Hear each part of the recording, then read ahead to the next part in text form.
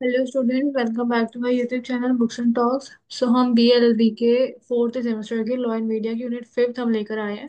ये वीडियो पहले भी डाली थी मैंने, लेकिन इस वीडियो के अंदर काफ़ी ज़्यादा लोगों को वॉइस इश्यूज थे, तो इस चक्कर में ये वीडियो मैं दोबारा लेकर आई हूँ।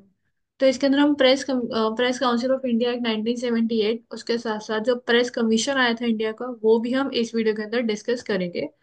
तो मेरी आप सबसे रिक्वेस्ट है कि प्लीज़ वीडियो के लास्ट तक बने रहिएगा। जो हमारा प्रेस काउंसिल एक्ट था जो 1978 में आया था, ये हमारा जो सेकंड प्रेस कमीशन थी उसकी रिकमेंडेशन पर एक प्रेस काउंसिल स्टेब्लिश हुई।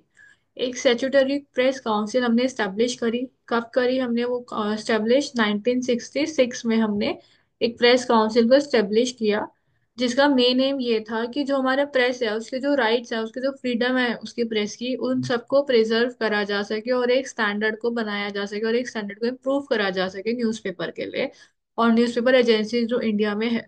तो उन सब के लिए हमने एक प्रेस काउंसिल स्टैब्लिश करी 1966 में, और जिससे हमारा द प्रेस काउंसिल एक्ट आया 1967 का। एंड उसके बाद उस 1967 वाले एक्ट को हमने रीअपील कर दिया एक्ट 1976 में। इमरजेंसी के टाइम पे हमने उस एक्ट को रीअपील कर दिया था। तो फिर अब क्या हुआ, जो हमारा प्रेस काउंसिल बिल था 1978 का, वो पहले तो 1977 में उसका बिल आया, जो कि पास करा दोनों हाउसेज ने। उसके बाद press council of India act 1978 के नाम से स्टैट्यूट बुक में आया। और इसने जो एक्सेंट ली थी प्रेसिडेंट की, वो उसने 7 सितंबर 1978 में उसको प्रेसिडेंट की एसेंट मिली। तो ये जो एक्ट था प्रेस काउंसिल एक्ट, इसका भी जो मेन मोटिव था वो यही था कि ये चाहता था कि डेमोक्रेसी को बना के रखा जाए और जो फ्रीडम है उसका, जो स्पीच का राइट है उसको प्रोटेक्ट करा जा सके, इसलिए इस एक्ट को लाया गया। क्योंकि आप लोग को पता होगा, एज एन प्रेस को या मीडिया को हम फोर्थ पिलर ऑफ डेमोक्रेसी मानते हैं, तो इसलिए इस पे काफी ज्यादा वर्क करा गया था। तो ये जो एक्ट था ये स्टेब्लिश हुआ था प्रेस काउंसिल, इसका बेसिक पर्पस यही था कि जो फ्रीडम ऑफ स्पीच है प्रेस की, उसको मेंटेन करा जा सके और उसको प्रिजर्व करा जा सके। और जो स्टैंडर्ड्स हैं न्यूज़पेपर के और न्यूज़पेपर एजेंसीज के, उन सबको एक प्रोटेक्शन दी जा सके। तो अब इसकी कंपोजिशंस क्या थी? तो अगर हम बात करें इसकी कंपोजिशन की, तो ये जो हमारा प्रेस काउंसिल एक्ट था, इसके अंदर एक चेयरमैन था एंड 28 अदर मेंबर्स थे। और जो चेयरमैन था वो नॉमिनेट हो रहा था किसके द्वारा? एक कमेटी के, जिसके अंदर चेयरमैन ऑफ राज्यसभा था, उसके साथ साथ स्पीकर ऑफ लोकसभा थे, एंड वो मेंबर थे जो इलेक्टेड करे जा रहे हैं मेंबर ऑफ काउंसिल के द्वारा। इन सबकी कमेटी से जो बंदा इलेक्ट होता था वो होता था चेयरमैन। ठीक है। तो कितने मेंबर थे इसके अंदर? 28 मेंबर्स थे और उसके साथ साथ एक चेयरमैन थे। फिर क्या हुआ? आप देखो, ये एक छोटा सा इसका एक चार्ट है जिसमें चेयरमैन है, उसके साथ साथ जो जिस तरह से हमने बाइफिकेशन करा हुआ है मेंबर्स का वो इसमें मेंशन है। जैसे 13 वर्किंग जर्नलिस्ट थे इसके अंदर। छह वो लोग थे जो मीडिया मैनेजमेंट में काम कर रहा था। एक बंदा न्यूज एजेंसी से होता था। 3 पर्सन होते थे जिनको स्पेशल नॉलेज हो अदर फील्ड की, जैसे लॉ हो गया, इकोनॉमिक्स हो गया, सोशल हो गया, वट। उसके साथ साथ 5 मेंबर होते थे पार्लियामेंट के। और 13 जो वर्किंग जर्नलिस्ट थे उसके अंदर 7 वर्किंग जर्नलिस्ट आते थे, जिसमें 6 एडिटर्स भी होते थे। और जो पार्लियामेंट के मेंबर थे वो लोकसभा के 3 लोग होते थे और राज्यसभा के 2 लोग होते थे। तो इस तरह से बाइफिकेशन करा गया हमारे मेंबर्स का, जो कि हमारा प्रेस काउंसिल एक्ट के अंदर दिया गया है। अब अगर हम बात करें तो प्रेस काउंसिल के फंक्शन क्या थे, वो क्या काम करती थी? अच्छा, एक बात और, ये प्रेस काउंसिल के ऊपर ज्यादातर क्वेश्चन आता है तो डायरेक्ट प्रेस काउंसिल एक्ट के ऑब्जेक्टिव के, फंक्शंस के, पर्पस के बारे में आ जाता है, जो कि माइट भी 20 नंबर्स में आता है। तो जब वो 20 नंबर्स में आ रहा है तो आप कभी भी डायरेक्ट आंसर राइटिंग मत स्टार्ट करो। पहले थोड़ा सा इंट्रोडक्शन दे दो उसके बारे में, उसके बाद अपनी बात को लेकर आओ कि कैसे वो आया, कैसे उसका एग्जिस्टेंस हुआ, फिर क्या उसके फंक्शंस थे, क्या उसके ऑब्जेक्टिव्स थे। इस तरह से आंसर राइटिंग को स्टार्ट करना, क्योंकि काफी बच्चों को आंसर राइटिंग में बहुत दिक्कत आती है।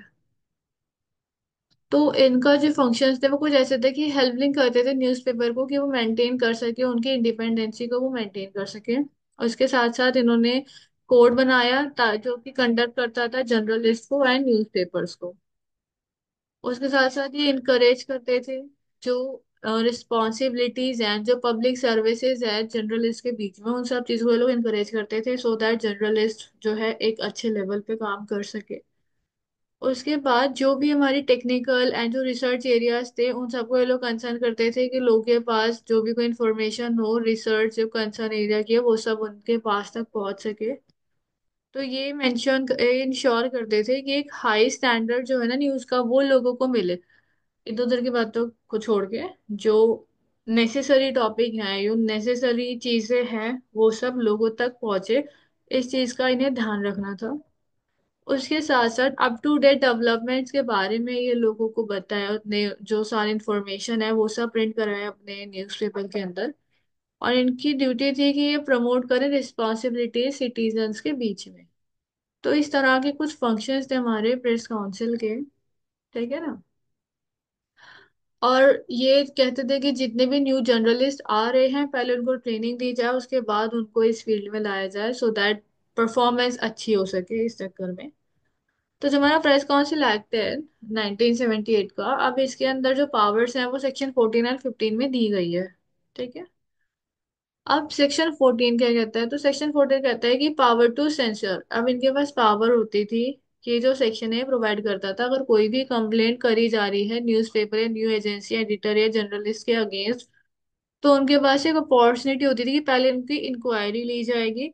और जो प्रोसेस हमारा दिया गया है उस हिसाब से इनकी पहले इंक्वायरी होगी जो भी कंप्लेंट रिसीव होगी। और जो डिसीजन होगा काउंसिल का मतलब जो प्रेस काउंसिल जो डिसीजन लेगी उसको फाइनल माना गया जिसमें कोई कोर्ट उसमें क्वेश्चनिंग ना करे ऐसा इसमें कहा गया था।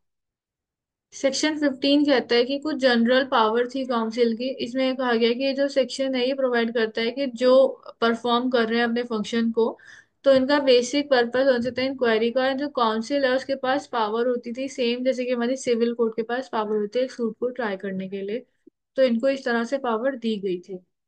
तो जो भी इंक्वायरी हेल्ड होती थी काउंसिल के द्वारा उसका एज अ जुडिशियल प्रोसीडिंग इन्होंने माना एज अ जुडिशियल प्रोसीडिंग इन्होंने उस चीज को माना जो कि हमारा सेक्शन 193 एंड 228 ऑफ आईपीसी में दिया गया था। उसके बारे में बताया गया था।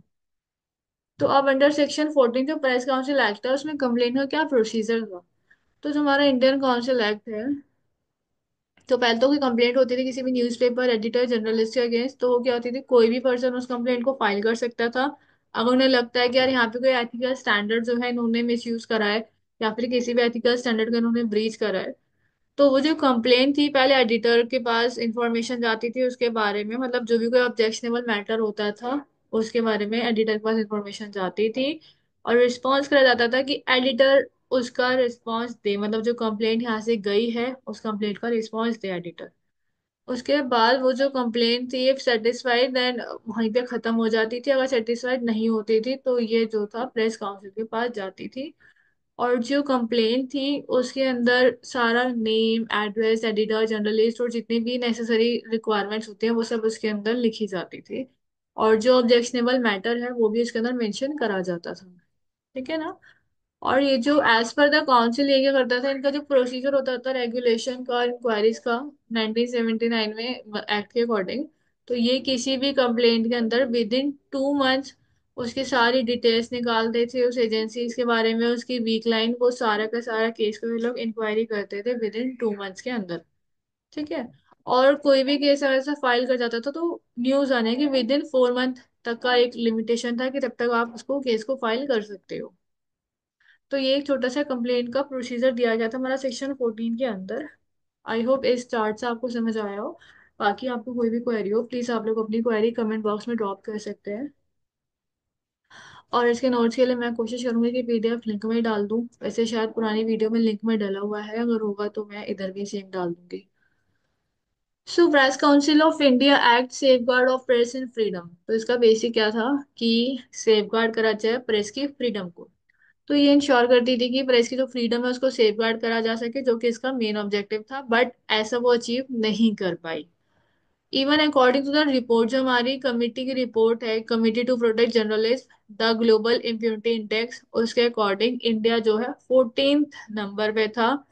क्योंकि इंडिया के अंदर 18 मर्डर हुए हैं जर्नलिस्ट के लिए जो कि हमारे 2008 से 2018 तक जो कि इसमें लिखा है बट कि उससे ज्यादा ही हुए होंगे क्योंकि काफी डेटा ऐसा होता है जो रिकॉर्ड नहीं हो पाता है। तो रिपोर्टर्स विदाउट बॉर्डर्स आरएसएफ एक कम्युनिटी है नॉन गवर्नमेंट कम्युनिटी है जो कि रिपोर्टर्स के लिए काम करती है बेसिकली। तो इसके हिसाब से जो इंडिया है वो 138 नंबर पे लिस्टेड है वर्ल्ड प्रेस फ्रीडम इंडेक्स के अंदर 2018 के पास। ठीक है ना। काफी केसेस हैं जिसमें जर्नलिस्ट का मर्डर कर दिया गया, जैसे कि the shooting of Gauri Lankesh को शूट कर दिया गया था। ठीक है, क्योंकि ये क्रिटिसिज्म कर रही थी एक्सट्रीमिज्म एंड कम्युनल वायलेंस को, ये क्रिटिसाइज कर रही थी, जिस चक्कर में इनको किल कर दिया गया था। क्योंकि इन्होंने एंटी हिंदुत्व स्टैंड लिया था, तो इस चक्कर में इनको मार दिया गया था। नवीन निश्चल ऑफ दैनिक भास्कर, ये चाइल्ड मैरिज पर रिपोर्ट कर रहे थे, तो उस कॉन्सिक्वेंस में इनको भी मार दिया गया था, इनका भी मर्डर कर दिया गया था।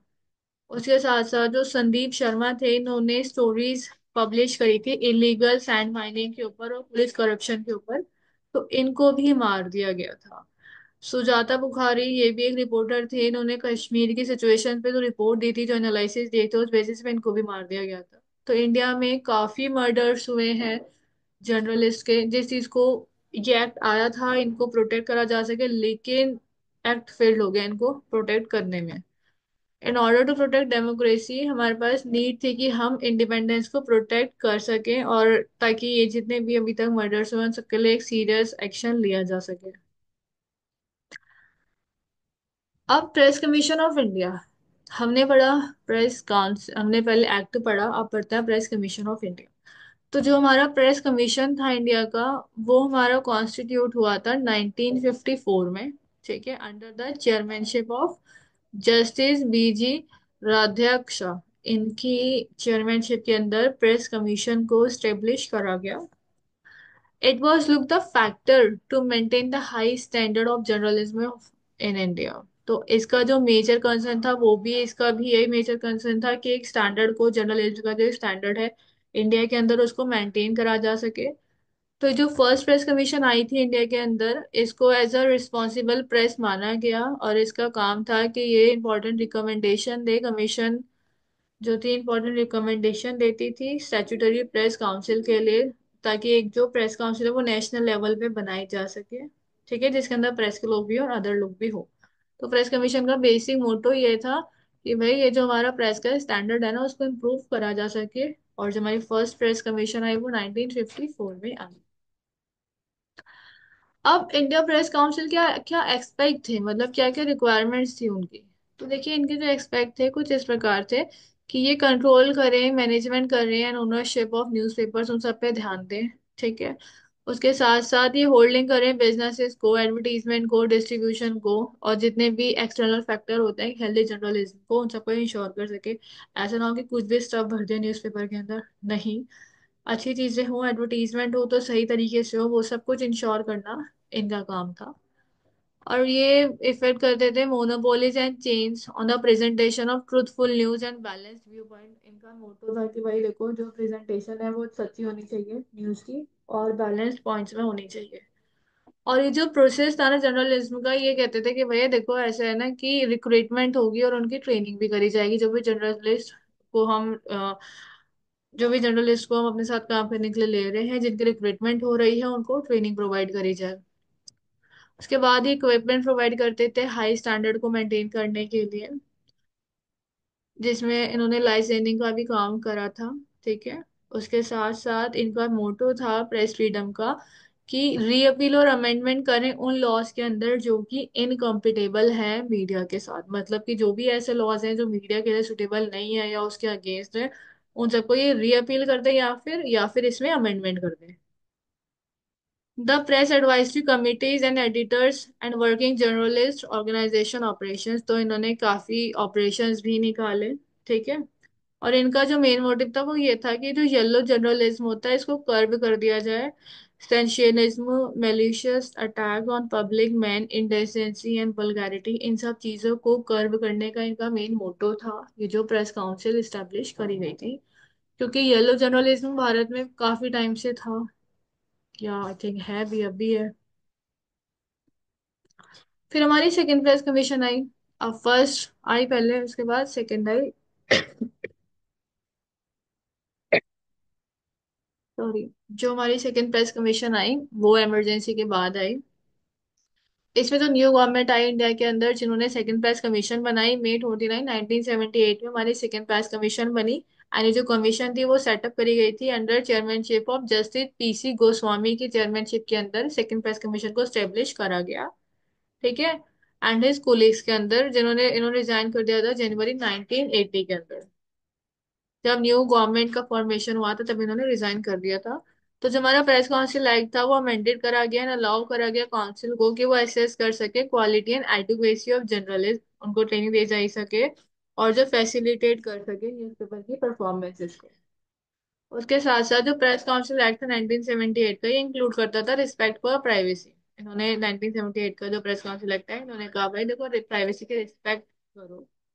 उसके साथ ही जो एडिटर्स थे वो रिस्पॉन्सिबल होते थे, इसमें ऐसे करा गया जितने भी एडिटर हैं उनके न्यूज़पेपर में जो भी कुछ पब्लिकेशन हो रहा है चाहे वो एडवर्टीजमेंट हो या कुछ भी आर्टिकल हो, उन सबके लिए एडिटर रिस्पॉन्सिबल होगा। मतलब एडिटर की ड्यूटी है कि वो पहले सबको एक बार देखे, उसका स्क्रूटनी करे कि उसके जो न्यूज़पेपर में पब्लिश हो रहा है वो सब कुछ सही है नहीं है, कुछ गलत तो नहीं है। तो वो सब कुछ एडिटर की ड्यूटी बनाई गई। उसके साथ साथ इन्होंने कहा जो इन्फ्रिंजमेंट हो रहा है एडवर्टीजमेंट कोड का और एथिक्स का उन सबको इन्वेस्टिगेट करेगा काउंसिल। मतलब कहीं पे भी कोई इन्फ्रिंजमेंट है, कोई एथिक्स को फॉलो नहीं कर रहा है, तो उन सबको काउंसिल इन्वेस्टिगेट करेगी। And the creation of commission, इसका क्रिएशन हुआ to encourage the development of press. इनका जो मेट्रो था वो यही था कि प्रेस के अंदर डेवलपमेंट करी जा सके, ग्रोथ करी जा सके, और पर्टिकुलरली ये इंडियन लैंग्वेजेस में ही न्यूज़पेपर प्रिंट हो। ठीक है ना। तो ये इसका मेन मोटिव था हमारा प्रेस काउंसिल जो सेकेंड हमारी स्टेब्लिश हुई। On the recommendation of second commission India press council act 1978 was establish. इसके रिकमेंडेशन पर ही हमारा क्या हुआ था, 1978 का जो एक्ट था उसको स्टेब्लिश करा गया। ठीक है, जो हमने पीछे पढ़ा था। अब बात है येलो जर्नलिज्म क्या होता है। देखिए जो येलो जर्नलिज्म होता है ये न्यूज़पेपर रिपोर्ट्स, मतलब अगर आपको शॉर्ट फॉर्म में बताऊं तो वो आपने आजकल रील्स में बहुत चलती है ये सब चीजें कि जो एक्चुअल चीजें हैं मीडिया वो तो नहीं दिखा रही, जो काम की बातें नहीं है वो दिखा रही है। तो उसी तरीके से येलो जर्नलिज्म से कहा गया कि जो बेसिक चीजें हैं उसे हम नहीं दिखा रहे हो, जो चीजें हम दिखा रहे हैं उसमें हम मसाला लगा लगा के दिखा रहे हैं। तो बेसिकली जो येलो जर्नलिज्म था ये हमारा यूएस से इवॉल्व हुआ था। तो इसमें कहा गया जो न्यूज़पेपर रिपोर्ट्स होती हैं जो रिटर्न इन एग्जीक्यूटिव वे में जो रिटर्न्स होती हैं इस तरह से रिटर्न होती है कि जो रीडर है उसे पढ़ते एकदम शॉक हो जाए। तो जो येलो जर्नलिज्म है ये हमारा अमेरिकन टर्म से लिया गया था। एंड ये इसका जो बेसिक था वो ये था कि नो लेजिटिमेट या वेल रिसर्च न्यूज को हम छापने की बजाय हम आई कैचिंग हेडलाइंस बना रहे हैं अपनी सेल्स बढ़ाने के लिए, हम वो काम कर रहे हैं, वो नहीं कर रहे जो एक्चुअल में चाहिए जनता को, हम उससे हटके ही काम करते हैं। तो इसके अंदर ये बात करा गया है कि जो इसके अंदर टेक्निक्स इंक्लूड करी जा रही है ना, एक्सोग्रेशंस की, न्यूज इवेंट्स की, स्कैंडल की, उन सब चीजों के उन सब चीजों को येलो जर्नलिज्म कहा गया था, जिसको कर्ब करने की काफी कोशिश की गई थी कि येलो जर्नलिज्म को जो है कर्ब करा जाए। अब इसकी करेक्टरिस्टिक बेसिक से ये है कि जो हेडलाइंस होती है वो काफी ह्यूज है, इवन माइनर न्यूज की छोटी छोटी खबरों को इतना बड़ा बड़ा करके लिखा हुआ है। उसके बाद बाद जो हमारी ऐसी पिक्चर्स और इमेजनरी ड्राइंग्स यूज करी गई है या फिर मिसलीडिंग हेडलाइन फेक इंटरव्यूज दिखा रहे हैं उसके अंदर, तो वो सब कुछ हमारा इसके अंदर इंक्लूड होता है। ठीक है ना, येलो जर्नलिज्म के ऊपर। एंड येलो जर्नलिज्म के ऊपर क्वेश्चन आता है, पहले भी कई बार आ चुका है। ओके। अब ये हैं कुछ इंपॉर्टेंट क्वेश्चन, और इंपॉर्टेंट क्वेश्चन आपके जो प्रीवियस ईयर के क्वेश्चन हैं उनमें से निकाले गए हैं। Yellow journalism can not pass muster under the grace of press of freedom, justify the statement. इसमें आपको पहले तो येलो जर्नलिज्म बताओ, उसके करेक्टरिस्टिक्स बताओ, उसके बाद इस स्टेटमेंट को आप लोग एक्सप्लेन कर दो।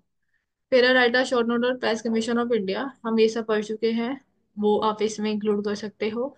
Right the complaining procedure press council of India, हमने कंप्लेन का पूरा प्रोसीजर डिस्कस करा था सेक्शन 14 का, वो आप इसमें एक्सप्लेन कर सकते हो। Describe the function of press council of India act हम पीछे डिस्कस कर चुके हैं। तो ये कुछ इंपॉर्टेंट क्वेश्चन है जो कि प्रीवियस 5 ईयर में से आए हुए हैं, ये वही क्वेश्चन हमने यहाँ पे मेंशन करे हैं। आई होप सो कि आप लोग को ये वीडियो अच्छी लगी हो, आप लोग को ये वीडियो पसंद आई हो। So student thank you so much for watching this video, and मेरी आप सबसे रिक्वेस्ट है कि प्लीज़ मेरे यूट्यूब चैनल को लाइक कर दीजिए, सब्सक्राइब कर दीजिए एंड शेयर कर दीजिए।